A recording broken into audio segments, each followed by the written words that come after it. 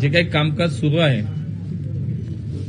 पुण्यासाठीचे अनेक विकासाचे प्रकल्प असतील, पुणेकरांच्या काही दैनंदिन समस्या असतील, या संदर्भात आज आम्ही सगळे आमचे मार्गदर्शक आदरणीय राज्याचे कॅबिनेट मिनिस्टर आदरणीय चंद्रकांत दादा,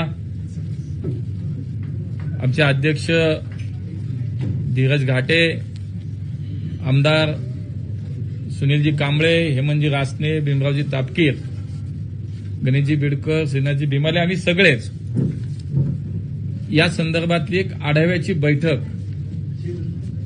आज महापालिका आयुक्तांनी त्यांच्या समेत सर्व प्रशासन, कारण गेले 2 वर्ष जवळपास प्रशासकाच्या माध्यमातून महापालिकेचा कारभार सुरू आहे आणि त्यामुळे पुणेकर, नागरिक आणि प्रशासन याच्यामधला तो एक दुवा असतो जो नगरसेवक म्हणून काम करणारा लोकप्रतिनिधी असतो, तो नसल्याने साधारणपणे या अशा बैठकांची सातत्याने नेहमी गरज आहे आणि म्हणून ही नेहमीच अशा पद्धतीच्या आढावा बैठक आम्ही वारंवार करतो आणि त्याच्यामध्ये मग एकूण पुण्यातल्या सगळ्या प्रकल्पांचा आढावा, 24/7 पाणी पुरवठा योजना जी आहे त्याच्यामध्ये मग आज नेमकी काय स्थिती आहे किंवा काय प्रगती आहे, नद्यांचे दोन्ही प्रकल्प सुरू आहेत, त्याच्यामध्ये मुळा मुठा नदी संवर्धन योजना सुरू आहे, नदीकाठ सुधारण्याचा प्रकल्प सुरू आहे, शहरात अनेक ठिकाणी नद्यांवरचे किंवा शहरातल्या वेगवेगळ्या भागातल्या पुलांचे काही प्रकल्प सुरू आहेत, प्रधानमंत्री आवास योजना शहरामध्ये आज सुरू आहे, यासोबतच शहरातले नागरी प्रश्न जे आहेत त्यावरही बराच वेळ या ठिकाणी आज आमची चर्चा प्रशासनाच्या सोबत झाली. काही त्यांचंही म्हणणं होतं, काही त्यांच्याकडनंही सादरीकरण अनेक विषयांचं झालं. अत्यंत महत्वाची अशी महत्वाकांक्षी योजना 24/7 पाणी पुरवठा योजनेच्या संदर्भात आपल्याला सगळ्यांनाही माहिती येते की जवळपास 86 टाक्यांचं काम पूर्ण होणं अपेक्षित होतं. आज त्यातल्या जवळपास 66 टाक्या पूर्ण झाल्यात, 22 टाक्यांचं काम सुरू आहे आणि जून 25 पर्यंत या टाक्यांची कामं पूर्ण होतील अशा पद्धतीचं निवेदन प्रशासनानं केलं. 2 टाक्या ह्या जागा बदल असल्यामुळे थोडासा त्याच्यात दिरंगाई होतीये. एका टाकीच्या ठिकाणी केस चालू आहे, न्यायालयीन थोडी बाब असल्यामुळे ती टाकी अजून काम सुरू झालेलं नाही. या ठिकाणी 102 किलोमीटरची जलवाहिनी टाकणं, मोठ्या व्यासाची टाकणं अपेक्षित होतं, त्याच्यामध्ये 92 किलोमीटरच्या वाहिनीचं काम आता पूर्ण झालं. वितरण नलिका जवळपास या ठिकाणी 1224 किलोमीटर टाकायच्या होत्या, आज रोजी 967 किलोमीटरच्या वितरण वाहिन्या ह्या कंप्लीट झालेल्या आहेत. 5 पंपिंग स्टेशनपैकी 3 पंपिंग स्टेशन पूर्ण झाली. 2,32,000 जे मीटर आपल्याला वॉटर मीटर बसवायचे होते त्यामध्ये आज 1,68,000 वॉटर मीटर बसून तयार झाले. शिवाय ही योजना आता समाविष्ट गावांमध्ये सुद्धा पुढच्या काळामध्ये सुरू होतीये. त्यामुळे पुण्याला होणारा पाणी पुरवठा सातत्यानं भविष्याचा विचार करता आपण सगळ्यांनी मिळून पुण्याला मिळणारा वाढीव कोट्याची मागणी सातत्याने केली आहे. ती सुद्धा आदरणीय दादा या ठिकाणी आहे, ते सांगतील. राज्य सरकारच्या माध्यमातून तो एक प्रयत्न पुढच्या काळात निश्चितपणे हा राहणार आहे. माननीय मुख्यमंत्र्यांची सुद्धा आमची भेट झाली, त्यावेळेला मुळशीतनं सुद्धा एक 5 टीएमसीची पाण्याची मागणी महापालिकेने तर आपण केलीच, पण आम्ही सुद्धा व्यक्तिगत स्वरूपात त्यामुळे 5 टीएमसी पाणी मुळशी धरणातनं सुद्धा पुणे शहराला मिळावं अशी भूमिका, अशी मागणी केलेली आहे. आज शहरात जर ही योजना पूर्ण झाली तर निश्चितपणे पाण्याचा साठा घरात वापरतो आपण, जो पाण्याचा साठा कमी होईल, नव्या लाईन टाकल्यामुळे लिकेजेस कमी होतील. आज 35 ते 40% या वितरण व्यवस्थेमध्ये जे पाणी आपण उचलतो या लिकेजेसमुळे आणि वितरण व्यवस्थेतला दोष असेल त्याच्यामुळे आज आपल्याकडे 35 ते 40% पाण्याचे लिकेजेस आहेत किंवा पाणी आपल्याला उचलतो पण आपण वापरता येत नाही. ही योजना पूर्ण झाल्यानंतर मीटर बसवल्यानंतर 24 तास पाणी मिळेल, पण मीटर बसवल्यानंतर त्याचा वापर मर्यादित होईल, पाण्याची साठवणूक कमी होईल, जलवाहिन्या नवीन टाकल्यामुळे लिकेजेस कमी राहतील आणि मग हे प्रमाण 40-35% कुठंतरी जर ते 5-10% आलं तर त्यात सुद्धा आपल्या पाण्याची बचत निश्चितपणे होणार आहे. त्यामुळे 2 ते 3 टीएमसीच्या वरती सुद्धा पाणी आपलं वाचू शकतं. आज 18-19 टीएमसी साधारणतः आपण पाणी उचलतो. त्यामुळे एकूण वाढलेलं पुणे शहराची व्यापकता, वाढलेली लोकसंख्या सगळं पाहता नागरिकीकरण, त्यामुळे पुढच्या काळात या योजनेचे 100% आज फायदा आपल्या शहराला नक्की होईल आणि त्यामुळे त्याचा एक आढावा या आजच्या बैठकीच्या निमित्तानं आम्ही सर्वांनी घेतला. नदी संवर्धन योजनेच्या संदर्भात सुद्धा त्याचा आढावा घेतला. आज याच्यामध्ये आपण जवळजवळ 53 किलोमीटरच्या ट्रंक लाईन टाकणार होतो आणि 11 एसटीपी मोठे उभे राहणार होते. 11 पैकी 9 एसटीपी आता पूर्ण झालेत आणि उर्वरित 2 एसटीपी हे जुलै 25 पर्यंत पूर्ण होतील असं प्रशासनाने आम्हाला सांगितलंय. ट्रंक लाईनचं काम थोडं हळू चाललंय, पण ते सुद्धा माननीय दादांनी या ठिकाणी सूचना दिल्यात की आज 45 किलोमीटरची ट्रंक लाईन टाकायची राहिली आहे. उद्या जर आपले एसटीपी पूर्ण झाले आणि ट्रंक लाईन नाही राहिली तर पुन्हा त्याला वेळ लागेल. त्यामुळे ताबडतोब 6 किलोमीटरची फक्त ट्रंक लाईन टाकून झाली, त्यामुळे ताबडतोब पुढच्या 45 किलोमीटरच्या ज्या काही ट्रंक लाईन टाकायच्यात माननीय चंद्रकांत दादांनी सूचना स्पष्टपणे दिल्यात की या दोन्ही कामं आता एका वेळेला सुरू राहतील आणि हे एका वेळेला संपवायचं टार्गेट हे प्रशासनाने आता ठेवलं पाहिजे. नदीकाठ सुधारण्याच्या संदर्भामध्ये सुद्धा आता मी याच्यात थोडंसं याचंही सांगेन की आपल्याला या सगळ्या याच्यात ही जी आता मी योजनेचं नाव सांगितलं, राष्ट्रीय नदी संवर्धन योजना, म्हणजे जायकाच्या माध्यमातून केंद्र सरकारला कर्ज मिळाले, केंद्र सरकारने महानगरपालिकेला ते अनुदान स्वरूपात आपल्याला दिलं.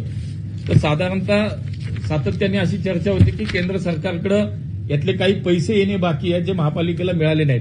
तर मी थोडं स्पष्टीकरण याच्यामध्ये देईन की या सगळ्या याच्यात एकूण प्रकल्प जर आपण पाहिला तो 990.26 कोटी रुपयाचा होता. केंद्र सरकारने त्याच्यातला 85% भाग हा केंद्र सरकार उचलणार होता आणि 15% महापालिका. केंद्र सरकारने 85% म्हणजे 841 कोटी रुपये आतापर्यंत म्हणजे मान्यता दिली आणि आपल्याला ते त्यांनी देणं आहे. तर त्याच्यामधले 350 कोटी रुपये ऑलरेडी आपल्याकडे आले होते. त्याच्यानंतर दुसऱ्या टप्प्यात 113 कोटी रुपये जमा झाले आणि आता 100 कोटी रुपयाची फाईल ही मुवमेंटमध्ये आहे. माननीय त्या खात्याचे मंत्री CR पाटील साहेबांची आम्ही चर्चाही केली. मला महापालिकेत मी मागच्या वेळेला जेव्हा बैठक झाली त्यावेळेला या संदर्भातली माननीय महापालिका आयुक्तांनी चर्चाही केली होती. त्यांचे पत्रव्यवहार झालेले मी पत्रही घेऊन गेलो होतो. त्यामुळे माननीय केंद्रीय मंत्री CR पाटील साहेबांची भेट घेऊन या संदर्भातली चर्चा दिली, आम्ही पत्रव्यवहार केलाय. त्यामुळे आता 350 113 झाले आणि आता 100 कोटीची फाईल ही मूव्ह झालेली आहे. लवकरात लवकर ते 100 कोटी रुपये सुद्धा आता महानगरपालिकेला या माध्यमातून आता आपल्याला उपलब्ध होतील. आणि त्यामुळे याच्यामध्ये जे काही सातत्यानं विषय येत होता की केंद्राकडे काही पैसे आपले राहिलेले आहेत, तर मला असं वाटतं की ते सुद्धा आता जसे जसे कामाचे हे येतील तसे तसे ते पैसे आपल्याला निश्चितपणे मिळत राहणार आहेत. त्यामुळे लवकरात लवकर हा प्रकल्प जो आहे आमच्या नद्या स्वच्छ व्हाव्यात, नद्यांमध्ये प्रदूषित पाणी या ठिकाणी जाणार नाही याची काळजी घेतली जावी म्हणून हा प्रकल्प लवकरात लवकर पूर्ण करण्याचा आज आम्ही निश्चितपणे या ठिकाणी प्रशासनाला सर्वांनीच मान्य आहेत. आम्ही सगळ्यांनी की याच्या संदर्भात प्रशासनाला की लवकरात लवकर हा प्रकल्प वेगाने पुढे नेला पाहिजे. नदीघाट सुधारण्याचा प्रकल्प आपण माहिती की आमच्या मुळा मुठा नद्यांचा नदीघाट प्रकल्प जो आहे सुधारण्याचा, तो प्रकल्प आता कामात काही एका स्थितीमध्ये आहे की जवळपास 44 किलोमीटरचा हा जो काही प्रकल्प आहे त्याच्यामध्ये सुद्धा आता जे काही स्ट्रेच 9, 10 आणि 11 हा जो काही 3.7 किलोमीटरचा जो काही स्ट्रेच आहे त्याच्यामध्ये आपण पाहिलं की बऱ्यापैकी आता संगमवाडी, मुंडवा आणि बंड गार्डनच्या ह्याच्यामध्ये हा काम आता इतकं वेगानं चालतं. त्याचे फोटोज, त्याचे आपण सगळे व्हिडिओज पाहतो की निश्चितपणे एक चांगलं काम याच्यामध्ये पुढे येताना दिसतंय. त्यामुळे त्याच्यात NGT असेल, हायकोर्ट असेल, सुप्रीम कोर्ट असेल, इथल्या कुठलीही अडचण या प्रकल्पाला राहिली नाही आणि त्यामुळे हा प्रकल्प सुरू आहे. दुसरा वाकड ते सांगवीचा जो काही एक बाजू महापालिकेने आपल्याला करायची आहे ती सुद्धा जवळपास 8.8 किलोमीटरचं दुसरं काम, त्याचंही निविदा प्रक्रिया पूर्ण झाली आहे. ते काम सुद्धा आता लवकरात लवकर या ठिकाणी सुरू होईल. हे सगळं करत असताना मगाशी 24/7चा उल्लेख झाला, पाण्याचा विषय झाला.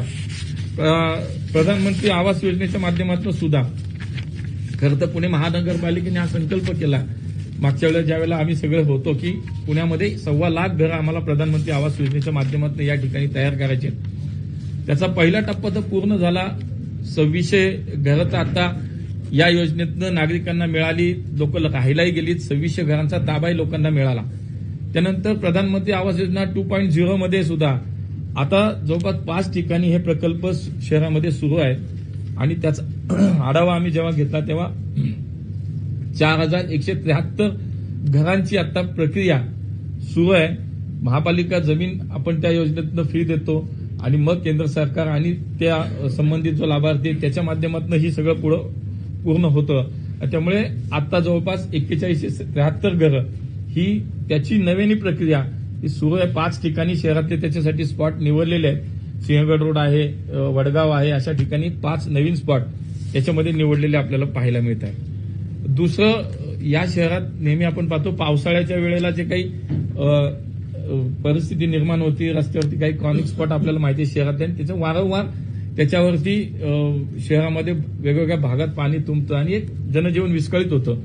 म्हणून महानगरपालिकेने जो एक प्रकल्प तयार केला होता की आपल्याला हे क्रॉनिक स्पॉट आणि शहरातल्या म्हणजे अर्बन फ्लडिंगच्या विषयामध्ये एनडीएमएच्या माध्यमातून काही पैसे आपण तो प्रकल्प मांडला, त्याची टेंडर प्रक्रिया केली आणि त्याच्यामध्ये केंद्र सरकारने आपल्याला जवळपास या सगळ्या ह्याच्यामध्ये 250 कोटी रुपये मान्यता दिली आणि मध्यंतरी तसंही आलं की बाबा हे पैसे आपल्याला वेळेत मिळाले नाही, म्हणून संबंधित मान्य देशाकडनं महापालिकेला येतील. त्यामुळे त्या 250 कोटीतला पहिला हप्ता 75 कोटीचा हा केंद्र सरकारच्या आमच्या एनडीएमए मधनं अर्बन फ्लडिंग या विषयासाठी देशभरातल्या वेगवेगळ्या शहरात जे काही पावसाळ्याची परिस्थिती निर्माण होती त्यासाठीच्या या वेगळ्या अशा बजेट हेडमधनं हे पैसे येतात.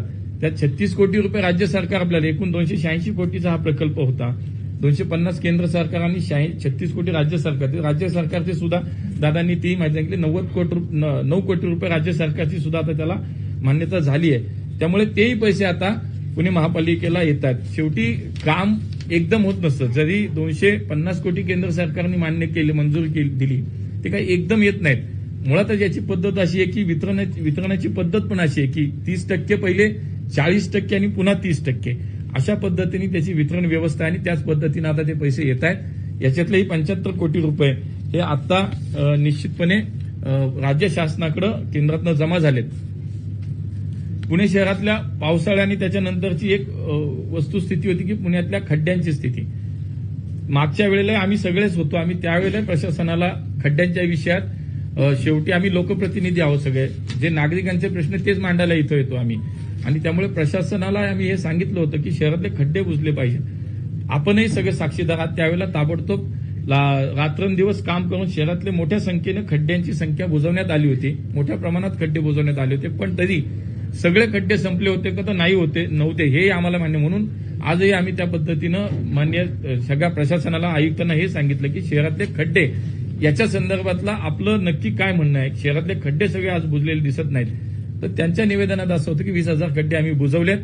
पुढच्या काही दिवसात उर्वरित खड्ड्यांची संख्या हे आम्ही सांगू आणि ती निश्चितपणे बुजवण्याची व्यवस्था आम्ही करणार आहोत. आमच्याकडे सगळं त्याची यंत्रणा आता तयार आहे. पुढच्या 15 जानेवारी एकूण शहरातले 33 मुख्य रस्ते त्यांनी याच्यामध्ये एक सिलेक्शन केले त्यांचं, आणि या 32 प्रमुख रस्त्यापैकी 15 जानेवारीपर्यंत, दादांनी तर सांगितलं आम्ही तुम्हाला 30 जानेवारीपर्यंत मुदत देतो, पण 30 जानेवारीपर्यंतच्या आतमध्ये शहरातले 15 प्रमुख रस्ते हे रिसर्व्हिसिंग झाले पाहिजेत. त्याचं काम तुम्ही हातात घेतलं तर ते आम्हाला पूर्ण करून दिलं पाहिजे. उर्वरित 32 मधले 15 गेले, उर्वरित राहिले 17. ते 17 रस्ते तुम्ही टप्प्याने दुसऱ्या टप्प्यात करा, पण हे 15 रस्ते आम्हाला तुम्ही 30 जानेवारीच्या आतमध्ये या शहरातले हे मुख्य रस्ते, मग त्याच्यात आपला लालबहादूर शास्त्री रस्ता असेल, लक्ष्मी रस्ता असेल, त्याच्यानंतर टिळक रस्ता असेल, हे जे शहरातले प्रमुख रस्ते आहेत 32, त्यातले हे 15 रस्ते आता त्यांनी घेतलेत आणि त्यांना ताबडतोब आम्ही ह्याही सूचना केल्या की 30 तारखेच्या आतमध्ये हे सगळे रस्ते तुमचे रिसर्व्हिसिंग आणि पूर्ण खड्डेमुक्त झाले पाहिजेत. बाकीच्या रस्त्यांचे सुद्धा ज्या काही अंतर्गत रस्ते आहेत, जे काही कनेक्टिंग रोड्स आहेत, इथेही कुठेही आता पुढच्या काळात आम्हाला खड्ड्याच्या संदर्भात कडक भूमिका आमची आहे की शहरातले खड्डे कुठेही दिसता कामा नये. शिवाय अत्यंत महत्वाचे काही प्रकल्प शहरातले जे आहेत की गेले काही दिवस त्याच्यावरती आपण चाललं की शिवणे खराडीच्या रस्त्याच्या संदर्भात सुद्धा आज आम्ही तोही मुद्दा या ठिकाणी मांडला की शहराच्या वाहतुकीचा अत्यंत महत्वाचा विषय शिवणे खराडी, त्यामुळे त्यातलं भूसंपादनाच्या काही अडचणीत, काही न्यायालयीन त्याच्यात काही प्रक्रिया आहे, तर त्याही ताबडतोब दूर कसं करता येईल. शिवणे खराडी रस्त्याचं भूसंपादन करताना काही मदत लागेल, ते राज्य सरकार असेल काही असेल, तर याच्यामध्ये दादांनी सांगितलं की राज्य सरकार म्हणून भूसंपादनासाठी काय लागत असेल तर आम्ही मदत करू. पण ताबडतोब आता हा शहराच्या दृष्टीनं खूप महत्वाचा रस्ता आहे. कात्रज कोंढवा रस्त्याच्या दृष्टीनं आज राज्य शासनाच्या माध्यमातून माननीय देवेंजींनी जवळजवळ 140 कोटी रुपयाची तरतूद या ठिकाणी केली. त्याची स्टँडिंग कमिटीला मान्यता झाली. त्याचंही भूसंपादन आता सुरू होते. एससीएमटीआरच्या संदर्भात एक महत्वाची चर्चा या ठिकाणी झाली आणि निश्चितपणे जवळजवळ आता त्याच्यामध्ये जर 24 मीटर लांबीचा आणि 24 मीटर रुंदीचा आणि 36 किलोमीटर लांबीच्या या एससीएमटीआरच्या विषयात सुद्धा असं ठरलं की माननीय मुख्यमंत्र्यांच्या सोबत पुढच्या काही दिवसामध्ये दादा या विषयात पुढाकार घेतात आणि या संदर्भात या एससीएमटीआरच्या विषयात, कारण ज्या ज्या वेळेला माननीय देवेंजी पुण्यात आले किंवा पुण्याच्या विषयात एससीएमटीआरच्या विषयात ते कायमच त्यांची भूमिका त्यांनी स्पष्ट केलेली आहे. त्यामुळे तिथे आपल्याला काय करता येईल, तिथे निओ मेट्रोचा पर्याय वापरता येईल का, तिथे एलिव्हेटेड काही आपण जर रस्तेच करायचे असतील तर त्याच्यामध्ये काय आपल्याला वेगवेगळे विषय डोक्यात ठेवून करता येईल. त्यामुळे एससीएमटीआरच्या विषयात सुद्धा एक चर्चा झाली आणि पुढच्या काळात हा सुद्धा मार्ग आपल्याला लवकर कसा करता येईल यासाठी सुद्धा या आजच्या बैठकीत चर्चा झाली. एकूणच शहराच्या बाकी विषयामध्ये वाहतूक आणि अतिक्रमण अत्यंत संवेदनशील विषय आहेत आणि म्हणून त्याच्यातही व्यवस्थित सगळ्या लोकप्रतिनिधींनी आमच्या भूमिका मांडली. आमचे सगळेच आमदार जे होते त्या विधानसभा मतदारसंघातल्या अतिक्रमणाच्या विषयात, त्या मतदारसंघातल्या वाहतुकीच्या विषयात आणि त्यामुळे त्याही विषयात जो काही महानगरपालिकेने मागे मुख्य सभेने आपण एक मोबिलिटी प्लॅन ट्रॅफिकचा पुण्याचा आपण संमत केला होता, पण त्याच्यात आम्ही म्हटलं त्याच्यावरती आता कारवाई तुम्ही काय करणार, जनरल बॉडीने मान्यता दिली झाली, पण आता त्याच्यामध्ये नव्यानं काही गोष्टी त्यांना आणायच्या. त्यामुळे त्यांनी काही वेळ मागितली आम्हाला की आम्ही मेट्रोच्या लोकांबरोबर बसून या मोबिलिटी प्लॅनमध्ये अधिकच्या काही सुधारणा, अधिकचं काही आमचं म्हणणं आहे जेव्हा शहराच्या याचं ते त्याच्यामध्ये मांडूया. मग नागरिकांच्या सूचना त्याच्यामध्ये मागवल्या जाणार आहेत आणि नव्यानं हा प्लॅन आणण्याचा आज प्रशासनाच्या वतीनं सांगण्यात आलं. एकूणच शहरातल्या अतिक्रमणाच्या विषयात आमची सगळ्यांची भूमिका एकच आहे की शहरातले फुटपाथ हे मोकळे करा. आज शहरात अनेक ठिकाणी काँग्रेस भवनच्या समोर असेल, स्टेशनच्या इथं असेल, मृत्युंजय मंदिर कोथरूडच्या इथं असेल, लोक अक्षरशः राहण्याची व्यवस्था झाली, लोक झोपड्या टाकून राहायला लागलीत आणि त्यामुळे अत्यंत तीव्र प्रतिक्रिया नागरिकांच्या वतीनं आम्ही लोकप्रतिनिधी आमच्या सगळ्यांच्या होत्या. शहरातले पूर्ण फुटपाथ मोकळे करा, शहरातली अतिक्रमणं काढा, शहरात कुठल्याही प्रकारच्या वाहतुकीच्या संदर्भातले अडथळे होणार नाही. त्यामुळे काही मिसिंग लिंकचे विषय असतील त्यासाठी काही आपल्याला भूसंपादनासाठी काही किंवा काही कामासाठी संदर्भात राज्य शासन असेल किंवा याच्यात असेल, या सगळ्या एकूण शहरातल्या दैनंदिन समस्यासोबतच शहराच्या भविष्याच्या जवळजवळ 50-100 वर्षाच्या पुढच्या विचाराचा दृष्टीनं भविष्याचा विचार करता अनेक गोष्टींवरती आज आम्ही सगळ्यांनी ही सविस्तर चर्चा या ठिकाणी झाली. त्यातले काही मुद्दे मी फक्त आपल्यासमोर का ठेवले तर खूप वेळ लागेल, खूप विषयावरती चर्चा झाली, पण एवढं नक्की आहे की या शहरातल्या नागरिकाला, पुणेकरांना कुठल्याही समस्येला सामोरं जात असताना निश्चितपणे आम्ही लोकप्रतिनिधी म्हणून आमच्या या सगळ्या पुणेकरांच्या सोबत आहोत आणि ती भावना तीच या ठिकाणी आजच्या या बैठकीच्या निमित्तानं आम्ही व्यक्त केली आहे. काही अपेक्षा प्रशासनाकडनं व्यक्त केल्यात, काही सूचना त्यांना दिल्यात, काही आदेशही दिलेत, पण शेवटी लोकांच्याकडनं आम्हाला काम करायला आम्हाला संधी दिली. त्यामुळे शहरातल्या अतिक्रमण सारख्या विषय असेल, शहरातल्या फुटपाथ स्वच्छ करण्याचे विषय असतील, या सगळ्या विषयावरती अत्यंत चांगल्या पद्धतीची आज बैठक या ठिकाणी झाली आणि दादांनाही मी विनंती करतो की आपण बैठकीच्या संदर्भात भांडणी पूर्ण झाली. तुम्हीच प्रश्न विचारा. जुलैमध्ये मीटिंग घेतली, मंत्री होता, खासदार होता आणि आज जानेवारीमध्ये मीटिंग घेतात, काय फरक पडला तुम्हाला वाटतं? नाही, काही 2-3 प्रकल्प जे आहेत ज्याच्यामध्ये मी म्हणलं की शहराचे मुख्य प्रकल्प आहेत त्याच्यामध्ये कामाची प्रगती दिसतीये, परंतु जितक्या वेगानं काम व्हायला हवीत ती काय आज या बैठकीत आम्हाला एकूण दिसली नाही. त्यामुळे निश्चितपणे तशी आम्ही प्रशासनाला ती सूचनाही दिल्यात, ते स्पष्टपणे सांगितलं गेलं की आम्हाला हे वेगाने प्रकल्प शहराचे पूर्ण झाले पाहिजेत. महानगरपालिका म्हणून मागच्या बैठकीत ज्या अपेक्षा त्यांनी व्यक्त केल्या होत्या, राज्य सरकार म्हणून केंद्र सरकार, मी मंत्री होतो बरोबर, त्यामुळे ज्या ज्या अपेक्षा व्यक्त केल्या त्या ठिकाणी वेगवेगळ्या खात्याच्या संदर्भात त्या मंत्र्यांना असेल, त्या ठिकाणी त्या सचिवांना असेल, पत्रव्यवहार असेल, व्यक्तिगत भेटी असेल, त्या माध्यमातून सांगितलं आणि त्याच्यातही आपल्याला निश्चित प्रगती झालेली दिसते की काही पैसे आम्हाला येत आहेत, काही आलेत आणि काही प्रक्रियेमध्ये आहेत. त्यामुळे एकूण शहराचं काम करत असताना हे निश्चित आहे की महापालिकेबरोबर राज्य सरकार, केंद्र सरकार म्हणून आमचंही पाठबळ, आमचाही सपोर्ट निश्चितपणे त्यांच्यासोबत आहे. प्रशासन तुमचं काय ऐकत नाही. आज आम्ही तेच सांगितलं की केवळ आम्हाला आज एकच याचं बोलतो, अतिक्रमणच्या विषयात तेच आम्ही सांगितलं की आम्ही सांगितल्यानंतर केवळ तुम्ही शो करणार, तुम्ही कुठेतरी 2-3 दिवस या ठिकाणी कारवाई करणार आणि थांबणार, असं नको. आम्हाला बांधकाम विभाग आणि अतिक्रमण यांनी संयुक्त कारवाई केली पाहिजे आणि याचा रिपोर्ट, काय कारवाई केली, काय झाली, आणि काही ठिकाणी फिक्स पॉईंट करायला लावलेत की तुम्ही तिथं पोलीस बंदोबस्त घ्या, पण हे शहरातल्या अतिक्रमणाचा विषय मात्र आता संपला पाहिजे.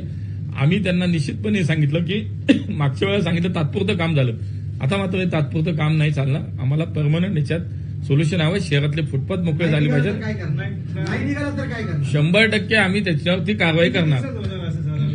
आम्ही त्यांना त्याचा रिपोर्ट आम्हाला ते देत आहेत.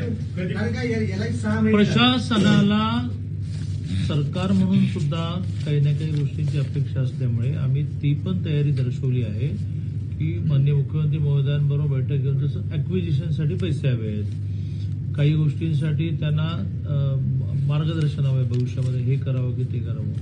साधारणतः 20 जानेवारीच्या आसपास मी आणि मुरलीधरांना माननीय मुख्यमंत्री महोदयांची बैठक बोलवू, मुख्यमंत्री महोदयांची महानगरपालिका समस्यांसाठी बैठक बोलवू, ज्यात महानगरपालिकेने एक यादी त्यांची सरकारने द्यायचे निर्णय याची करायचे. दुसरा मुद्दा जो आपण म्हटला त्यामध्ये कुठल्याही विषयामध्ये सुधारणाच नसते असं नाही, फक्त कधी कधी पाठपुरावे कमी पडतो. मध्ये विधानसभेच्या निवडणुका होत्या, आचारसंहिता होती, आचारसंहितेमध्ये आम्ही साधा फोन जरी केला तरी तो गुन्हा मानला जातो.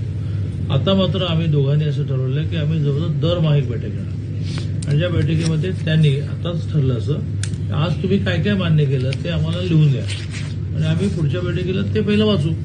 साधारणतः कुठल्याही मीटिंगमध्ये मिनिट्स लिहिले जातात तसे मिनिट्स लिहा. आणि त्यामुळे मधला जो कालावधी विधानसभेचा गेला त्या कालावधीमध्ये पाठपुरावा कमी पडला, पण अगदी शून्य प्रगती असं म्हणता येणार नाही. त्यांचा दावा आहे की त्यांनी 20,000 खड्डे भरले आहेत आणि त्यांना आग्रह धरला किंवा 20,000 खड्डे भरले तर उरले किती सांगा, ते आता 2 दिवसात सांगतायत.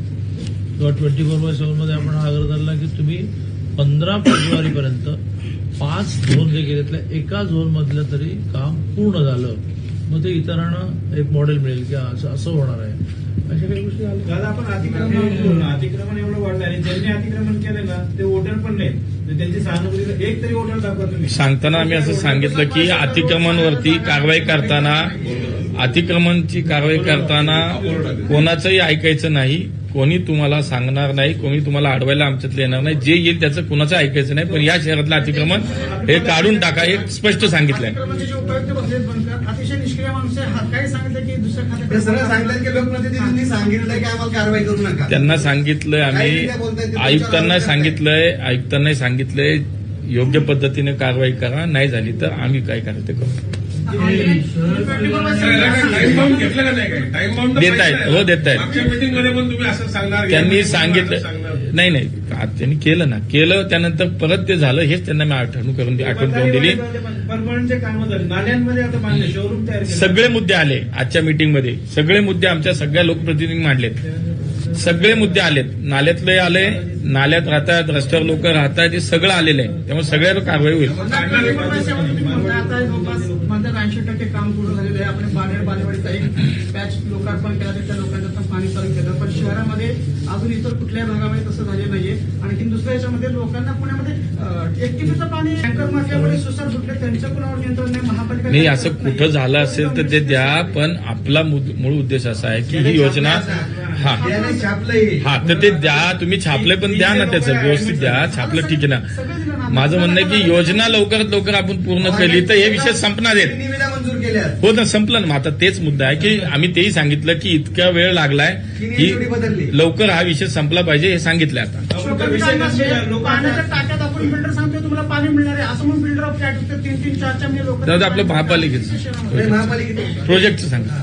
मेट्रोच्या कामामुळे वाहतूक कोंडी होती बऱ्याच ठिकाणी. मेट्रोचं काम निर्धारित वेळेत होत नाही, त्याच्यामुळे जी काही जागा व्यापली तर ती अनेक दिवस व्यापून राहते आणि नागरिकांची अडचण होती. त्याबाबत नाही, मेट्रो आणि महानगरपालिका हे दोन्हीचे अधिकारी एकत्र जातात बसण्याचे शहराच्या वाहतुकीवरती, आणि मग पुढच्या महिन्यात खरं तर पोलीस, महापालिका प्रशासन, मेट्रो अशी एक सविस्तर एकत्रित बैठकही आम्ही घेणार आहोत या विषयात. एक विचारतो, हा सिंहगड रोडवरचा जो उड्डाण पूल आहे ना, त्या सिंहगड रोडवरच्या उड्डाण पुलाचं वरचं काम समजा स्पीडमध्ये झालेलं आहे, पण दरम्यान तो खालच्या रस्त्याची वाट लागलेली आहे त्याला. तिथून लाखभर लोक रोज येतात जातात.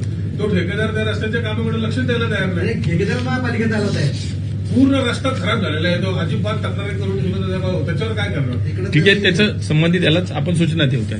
अण्णा, आपण वाहतूक कोंडी सोडवण्यासाठी एटीएमएस नवीन सिस्टीम आणलेली आहे, सिंगल यंत्रणा. पण त्याचं जे अगोदर स्मार्ट सिटीत सांगितलं होतं की आपण असा डेटा गोळा करतोय किंवा पोहोचवतोय, महापालिकेला दिला जात नाही. याच्यावरती काय? महापालिका मागणी करते पण ती देत नाही स्मार्ट सिटी. नाही, एटीएमएसची काय स्थिती आज थोडीशी आज आम्ही काही माहिती घेतली नाही, पण एटीएमएसची काय स्थिती आहे आणि ते नेमकं काय ते किती दिवसात होईल हे माहिती घेऊ. पण ते झालं पाहिजे. एक गंभीर विषय असा आहे, दोघं आज राज्य सरकार केलं, मार्चमध्ये महापालिकेतले अधिकारी बदलून गेले. 2 अतिरिक्त आयुक्त मिळत नाही पुणे महानगरपालिकेला. एक रेट दर्जाची. दादांनी आज सांगितलंय, इतकी वाईट अवस्था आहे का? आज दादांनी सांगितलंय. ऑफिसर नाहीये. आपण हेही मान्य केलं पाहिजे की 6 महिन्यामध्ये 2 मोठ्या निवडणुका, लोकसभा, विधानसभा, त्याच्या 2-2 महिन्याच्या आचारसंहितेच्या काळामध्ये, निवडणुकांच्या काळामध्ये बदल्यांचे नियम वेगळे असतात की जो एकाच ठिकाणी 3 वर्ष आहे एका जिल्ह्यामध्ये, त्याला तातडीने बदलावं लागतं. त्यामुळे मोठ्या प्रमाणात लोकसभेच्या निवडणुकीच्या वेळेला बदल्या झालेल्या आहेत. त्या बदल्या सेटल होत नाही तोपर्यंत विधानसभेच्या निवडणुका आल्या. आता हळूहळू राज्य म्हणून अशा गोष्टींचं मॉनिटरिंग नीट सुरू होईल. आता गेल्या 2-3 दिवसात आपण पाहतात किती मोठ्या प्रमाणावर प्रमोशन्स पण झाली राज्य म्हणून, किती मोठ्या प्रमाणावर वेगळ्या रिकाम्या जागांना माणसं मिळाली. काल जवळजवळ 20-22 प्रमोशन झाली आणि त्या प्रमोशन्समधून झालेल्या गेल्या 2-3 दिवसाच्या काढल्या ते 200च्या वर आहे. मी आता प्रॉमिस केलं आहे की हे जे 2 ॲडिशनल कमिशनरचा विषय आहे तो मी मान्य म्हणतो. तुम्ही आता मोकळं केलं की मग मी यांना 5 मिनिटं ह्याच विषयासाठी बसणार आहोत की आपल्याला मुख्यमंत्र्यांकडे जाण्यासाठी एक अजेंडा तयार करायला लागेल. त्या अजेंड्यामध्ये हा महत्वाचा मुद्दा आहे की तुम्ही माणसं नाही दिली. त्यामध्ये पुण्याला प्राधान्यच नाही असं तुम्ही एकत्रित सांगितलेलं कालावधी 48 अधिकाऱ्यांचे बदले झाले. तुम्ही हा जो कालावधी सांगितला दोन्ही आचारसंहिता आणि त्या सगळ्या कालावधीमध्ये 48 अधिकाऱ्यांचे 2 वेळा झाले. फक्त पुणे महापालिकेला 2 ॲडिशनल कमिशनर मिळाले. तुम्ही आणि मुरली यांना दोघं असताना आत्ता झाल्या त्या करू ना. आता झाल्या त्या, आता होत आहेत त्या करू ना आपण. आता आचारसंहिता संपली. अडचण काय दिसते? हो, बरोबर आहे. आचारसंहितेच्या काळामध्ये होणाऱ्या बदल्या ह्या निवडणूक आयोगाच्या इन्स्ट्रक्शन प्रमाणे, मार्गदर्शनाप्रमाणे होतात किंवा अजून शोधापर्यंत सक्तीप्रमाणे होतात. म्हणजे आपण पाहिलं ना की 2 बदल्या झाल्या नाहीत तर त्या निवडणूक आयोगाने करायला लावल्या. आता हे बघा, विधानसभा निवडणुका झाल्या, निकाल लागल्या, सरकार आलं, मंत्रिमंडळ, त्या सगळ्यातून हळूहळू सगळं रुटीन लागत आहे. त्याच्यामध्ये हा एक विषय जो आहे, आपल्याला महानगरपालिकेतले काही अधिकारी आणखी हवे आहेत. त्याच्यामध्ये माननीय मुख्यमंत्री महोदयांशी आम्ही बोलणारच आहोत की माणसं दिली नाहीत. तर सगळ्यात जास्त प्रोजेक्ट सध्या नेक्स्ट मुंबई हे पुण्यात चालले आणि हे प्रोजेक्ट इतके मोठमोठ्या साईजचे आहेत, त्याच्यामध्ये त्या लेवलची माणसं आली नाहीत तर हे मॉनिटरिंग होणार नाही. प्रोजेक्ट रेंगाळले की कॉस्ट पडले की ते कॉस्ट देत आहेत, त्यामुळे बंद पडले. दादा, आम्हाला चित्र काय दिसतंय? पुण्याचा पालकमंत्री राष्ट्रवादी, नगर विकास मंत्री शिवसेनेचा, इथले आमदार भाजपचे आणि फरफड पुणेकर. चला, धन्यवाद. भाषण झालं त्यांचं.